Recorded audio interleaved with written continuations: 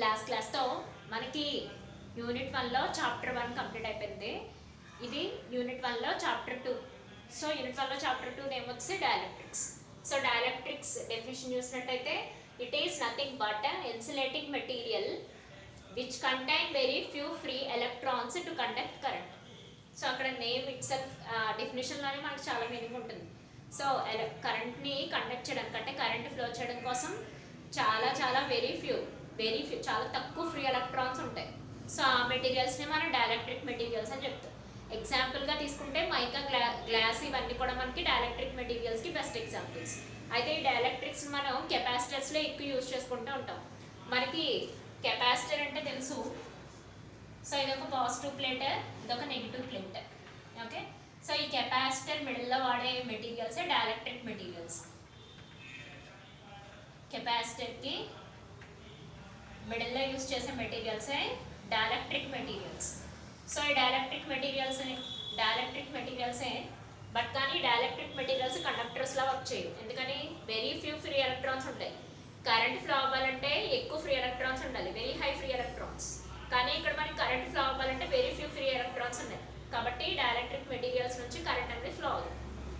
So అక్కడ ఎగ్జాంపుల్స్గా తీసుకున్నట్టయితే మనకి mica, glass. So main usage వచ్చేసి కెపాసిటర్లో యూజ్ చేసుకుంటాం.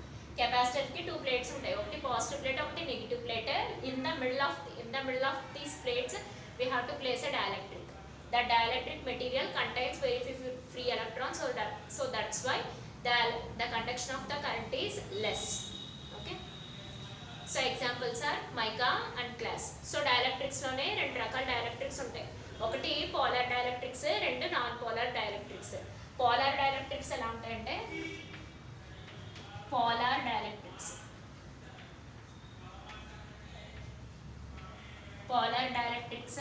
సెకండ్ వన్ వచ్చేసి non polar dielectrics.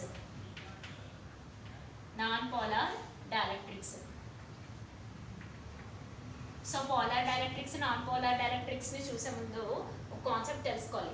Electric dipole moment P తెలుసుకోవాలి. సో ఇది ఒక ఈక్వేషన్ అంతే, electric dipole moment. So electric dipole మూమెంట్ని స్మాల్ pతో డినోట్ చేస్తాం.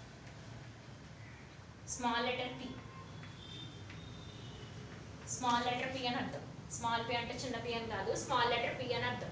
So electric dipole moment so indicates with a letter small letter P. Okay, so ఇది equation తెలుసుకుంటే సరిపోతుంది.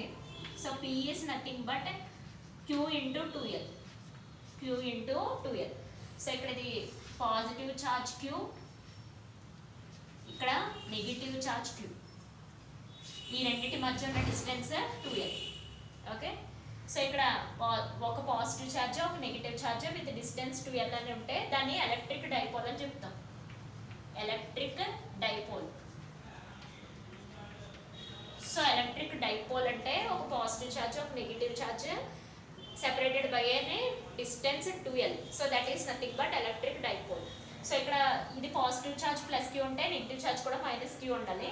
అంటే that means positive charge plus 2Q ఉంటే నెగిటివ్ ఛార్జ్ మైనస్ 2Q ఉండాలి. అంతేగాని ఇది పాజిటివ్ ఛార్జ్ ప్లస్ 3Q ఉంటే ఇది నెగిటివ్ ఛార్జ్ మైనస్ 2Q ఉంటే అది డైపోల్ అని చెప్పాలి. So dipole is nothing but contains similar magnitudes ఉండాలి. సిమిలర్ మ్యాగ్నిట్యూడ్స్ ఉండి separated by a distance 2L is nothing but electric dipole.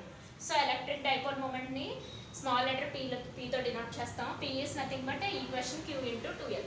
Okay, so ఇక్కడ Q అంటే మనకి ఛార్జ్, ఇక్కడ charge. 2L is nothing but distance between the positive charge and negative charge.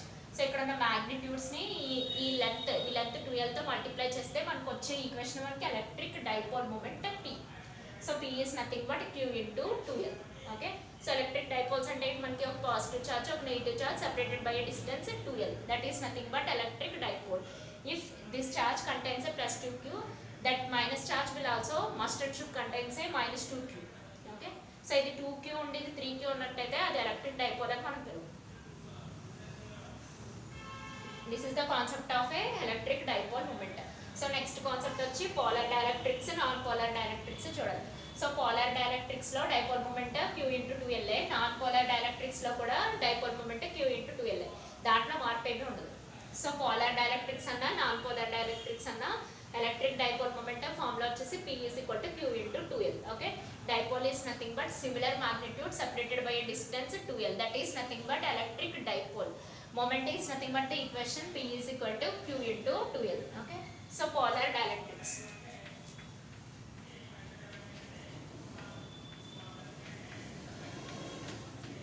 So polar dielectrics వచ్చేసి ఈ shape లో ఉంటాయి, cigar shape అని అంటారు వీటిని.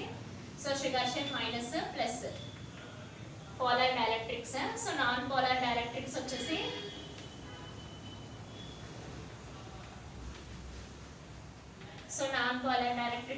ప్లస్ మైనస్ అలా అలా అంటే ఇలా ఒక పర్టికులర్ ఆర్డర్ అనేది ఏమి ఉండదు, ఇన్ ఆర్డర్ ఫ్యాషన్ లో ఉంటాయి, ఎలా పడితే అలా ప్లస్ మైనస్ అలా. నాన్ పోలార్ డైఎలక్ట్రిక్స్ లో ప్లస్ మైనస్ వీటికంటే నాన్ పోలార్ డైఎలక్ట్రిక్స్ కి షేప్ అని పర్టికులర్ షేప్ అనే చెప్పు, కాకపోతే పోలార్ డైఎలక్ట్రిక్స్ మాత్రం షుగర్ షేప్ లో ఉంటాయి. ఓకే, సో మైనస్ పాజిటివ్ అలా కంటేనే ఉంటాయి polar dielectrics. Non polar dielectrics మాత్రం యాజ్ ఇట్ ఈస్ మ్యాటర్, అంటే ఎలా స్పేస్ లో ఎలా కావాలంటే అలా ఉంటుంది, ప్లస్ మైనస్ అరేంజ్మెంట్ కాకుండా ప్లస్ మైనస్ అలా డిఫరెంట్ కాంబినేషన్స్ లో ఎగ్జిస్ట్ అయిపోతుంది నాన్ పోలార్ డైఎలక్ట్రిక్స్. ఓకేనా, సో ఇది పోలార్ డైఎలక్ట్రిక్స్ అయినా నాన్ పోలార్ డైఎలక్ట్రిక్స్ అయినా electric dipole moment P is equal to formula వచ్చేసి Q ఇంటూ 2L అవుతుంది.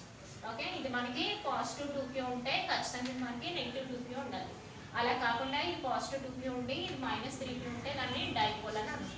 కానీ డిస్టెన్స్ ఖచ్చితంగా మనకి 2L ఉంది, వాటి మధ్య డిస్టెన్స్ వచ్చి మనకి కంపల్సరీగా 2L ఉంటుంది. అలా కాకుండా 1L 3L 4L తీసుకుంటానంటే దాన్ని డైపోల్ మూమెంట్ అని చెప్పాలి.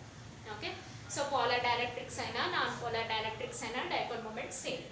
ఓకే,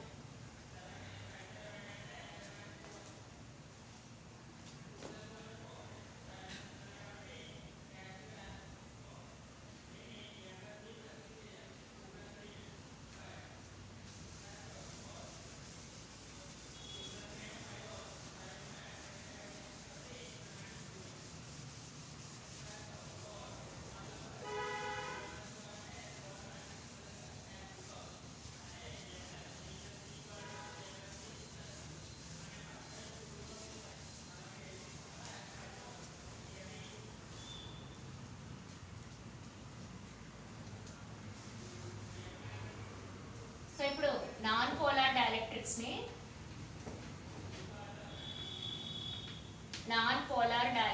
ని ఎలక్ట్రిక్ ఫీల్డ్ లో ప్లేస్ చేసినప్పుడు ఏమవుతుంది?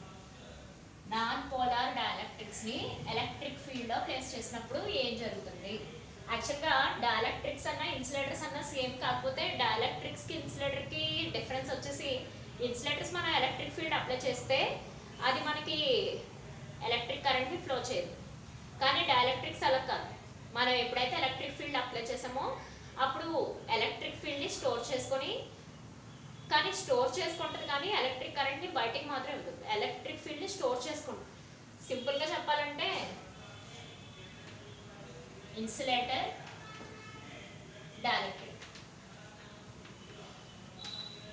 సో ఇన్సులేటర్ అన్న డైఎలక్ట్రిక్ అన్న పోతారు సేమ్, కాకపోతే ఇన్సులేటర్ నువ్వు ఎలక్ట్రిక్ ఫీల్డ్ అప్లై చేసిన స్టోరింగ్ క్యాపబిలిటీ అనేది ఉండదు, స్టోరింగ్ క్యాపబిలిటీ నిల్.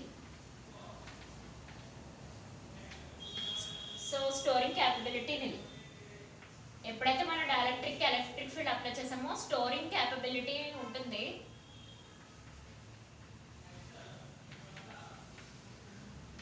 Storing capability exist. So storing capability exist అవుతుంది, బట్ ఇన్సైడ్ సర్ఫేస్ లోనే ఎగ్జిస్ట్ అవుతుంది. ఫర్ ఎగ్జాంపుల్ ఇది ఒక డైఎలక్ట్రిక్ ఇది ఒక ఇన్సులేటర్ కింద తీసుకుంటే ఇక్కడ స్టోరింగ్ క్యాపబిలిటీ ఉంటుంది ఇన్సైడ్, లేయర్స్ మీద కాదు. ఎక్కడ కూడా మనకి స్టోరింగ్ క్యాపబిలిటీ అనేది కనిపించదు ఇన్సులేటింగ్ మెటీరియల్లో. మనం ఎలక్ట్రిక్ ఫీల్డ్ అప్లై చేసాం, though we applied an electric field we can't observe a storing capability in insulating material, but we can observe storing capability, electric storage capability inside.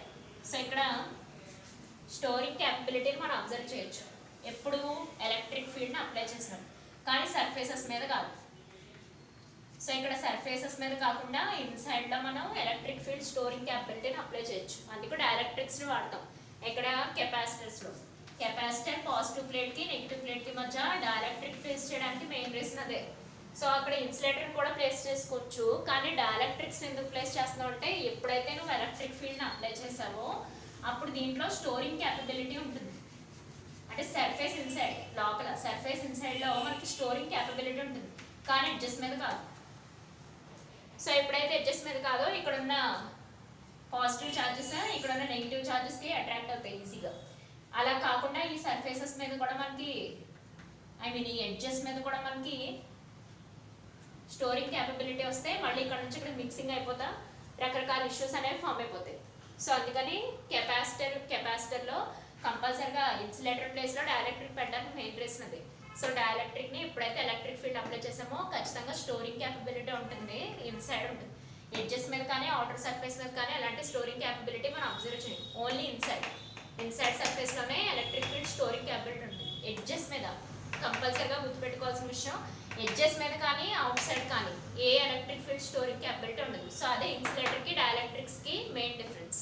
So insulator వాడుకుంటా dielectrics ఎందుకు వాడుకుంటా అంటే అదే main difference. Insulator అన్నా dielectric అన్నా both insulating material, కాకపోతే ఇది store చేసుకోదు, ఇది స్టోర్ చేసుకుంటుంది. ఇన్సైడే ఎడ్జెస్ మీద కానీ అవుటర్ సర్ఫేస్ మీద కానీ ఏ రకమైన స్టోరేజెస్ అనేవి కనిపించవు. అందుకని కెపాసిటర్ ప్లేట్స్ మధ్య డైఎలక్ట్రిక్స్ అనేది ప్లేస్ చేసుకుంటాం instead of insulator. Okay, so ఇప్పుడు పోలార్ డైఎలక్ట్రిక్స్ని ఎలక్ట్రిక్ ఫీల్డ్ అప్లై చేస్తే ఎలా ఉంటుందో చూడాలి. So sorry non polar dielectrics తర్వాత పోలార్ కూడా చూడాలి.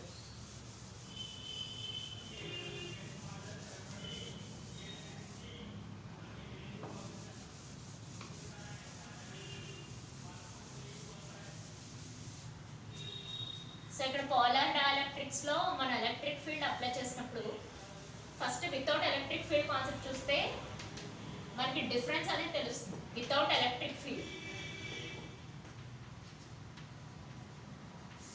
పోలార్ డైఎలక్ట్రిక్స్లోనే వితౌట్ ఎలక్ట్రిక్ ఫీల్డ్ ఇలా ర్యాండమ్ అరేంజ్మెంట్లో ఉంటాయి. ప్లస్ మైనస్ ఛార్జెస్ ఇలా ర్యాండమ్ అరేంజ్మెంట్లో ఉంటాయి వితౌట్ ఎలక్ట్రిక్ ఫీల్డ్. అదే మనం ఎప్పుడైతే ఎలక్ట్రిక్ ఫీల్డ్ అప్లై చేసామో, సో ఇది capacitor positive plate negative plate.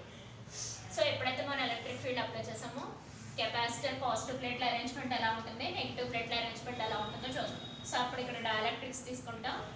So ఇక్కడ ఇన్సైడ్ సర్ఫేస్లో అరేంజ్మెంట్ ఎలా జరుగుతుంది, ఇక్కడ అన్ని నెగిటివ్ ఛార్జెస్ ఫామ్ అవుతాయి. సో ఇన్సైడే జరుగుతుంది మళ్ళీ ఇక్కడ ఎడ్జెస్ మీద కానీ అవుట్ సైడ్ కానీ ఏ రకమైన స్టోరేజ్ క్యాపబిలిటీ ఉంటుంది. సో ఇక్కడ అన్నీ వచ్చేసి పాజిటివ్ ఛార్జెస్. ఒక ఆర్డర్లీ ఫ్యాషన్లో ఎలా అయిపోతాయి. ఎక్కడ ఎలా అయితే సోల్జర్స్ మార్చింగ్ చేస్తారు స్ట్రైట్ లైన్లో, సేమ్ అలాగే ఛార్జెస్ అన్నీ కూడా ఒకే స్ట్రైట్ లైన్లో అరేంజ్ అయిపోతాయి వెన్ ఎప్పుడు ఎలక్ట్రిక్ ఫీల్డ్ని అప్లై చేసినప్పుడు. పోలార్ డైఎలక్ట్రిక్సా నాన్ పోలార్ డైఎలక్ట్రిక్సా, non polar dielectrics. Okay, similar ఫ్యాషన్లో కూడా పోలార్ డైఎలక్ట్రిక్స్ని తీసుకోవచ్చు. So polar dielectrics already poles కింద ఎగ్జిస్ట్ అవుతాయి. పోలార్ డైఎలక్ట్రిక్స్, సో పోలార్ డైఎలక్ట్రిక్స్ని బేస్ చేసుకుంటే సో పోలార్ డైఎలక్ట్రిక్స్ ఇలా ఇవి కూడా ఇలా ర్యాండమ్ ఫ్యాషన్లో ఉంటాయి without electric field. So minus plus ఇలా ర్యాండమ్ ఫ్యాషన్ వితౌట్ ఈ ఎలక్ట్రిక్ ఫీల్డ్.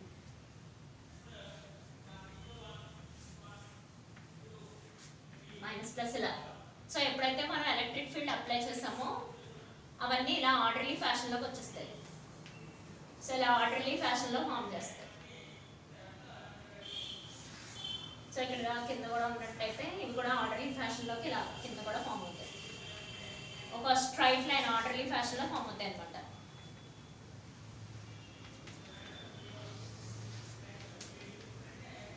ఎలా పడితే అలా కాకుండా ఒక ఆర్డర్లీ ఫ్యాషన్లోకి వస్తాయి ఎలక్ట్రిక్ ఫీల్డ్ అప్లై చేసినాం. పోలార్ డైఎలక్ట్రిక్స్ అయినా నాన్ పోలార్ డైఎలక్ట్రిక్స్ అయినా కరెక్ట్ ఆర్డర్లోకి వస్తే ఎలక్ట్రిక్ ఫీల్డ్ అప్లై చేస్తే కరెక్ట్ ఆర్డర్లోకి వచ్చేస్తాయి whether it is a polar or non polar. Okay, but storing capability must and should be inside but not at the edges and at the outside. Okay,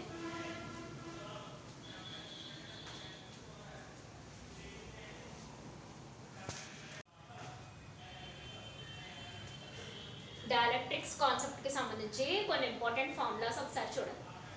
so first formula వచ్చేసి polarisation. So polarisation is nothing but process of converting non polar dielectrics to polar dielectrics. Non polar dielectrics ని polar dielectrics కింద convert చేసే process ని polarisation అని అంటారు. So ఆ polarisation capital letter P తో denote చేస్తాం. స్మాల్ లెటర్ పి అయితే డైపోల్ మూమెంట్ అయిపోతుంది. స్మాల్ లెటర్ పి అయితే డైపోల్ మూమెంట్, దాని ఫార్ములా q ఇంటూ 2l. కాకపోతే క్యాపిటల్ పి అయితే పోలరైజేషన్ అని చెప్తాం. So polarisation is proportional to electric field E. So polarisation ఈ ప్రపోర్షనాలిటీని తీసేసినట్టయితే ఒక కాన్స్టెంట్ ని ప్లేస్ చేయాలి. సో కాన్స్టెంట్ పేరు ససెప్టబిలిటీ. సో ససెప్టబిలిటీ సై అని పిలుస్తాం. So P is equal to susceptibility psi into E. So susceptibility value ఒకటి చెప్పమంటే susceptibility psi is equal to P by E. Psi అని చెప్తాం. So psi is nothing but మళ్ళీ మూవీని ఏమైపోవచ్చు. సై is nothing but P by E. P is capital P is nothing but polarization, where E is nothing but electric field. So susceptibility psi is equal to P by E. So ఇక్కడ electric field intensity capital E కి formula. So E is equal to F by Q. So ఇక్కడ force మనకి రెండు రకాల forces exist అవుతాయి. ఒకటి attractive force. Attractive force రెండు negative positive Q మధ్య అట్రాక్టివ్ ఫోర్స్, పాజిటివ్ Q మధ్య రిపల్షన్ ఫోర్స్, నెగిటివ్ Q మధ్య రిపల్షన్ ఫోర్స్ ఉంటుంది. సో ఏ ఫోర్స్ అయినా సరే force F by charge Q తీసుకుంటాం. ఓకే, దాన్ని మనం ఎలక్ట్రిక్ ఫీల్డ్ E అని చెప్తాం. So E is equal to F by Q. So polarization P is equal to susceptibility into Q, capital P. So small p is nothing but electric dipole moment, P is equal to Q into 2l.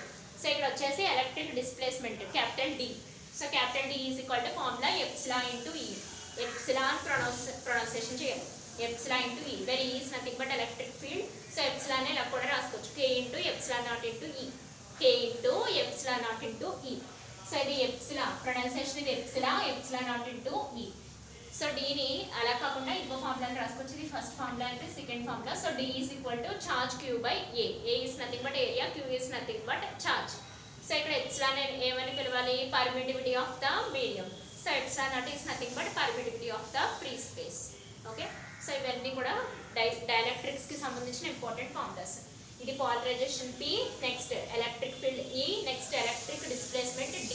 So D is nothing but epsilon E, K is equal to epsilon naught into E, D is equal to Q by A. Okay, these are the important formulas regarding the dielectrics.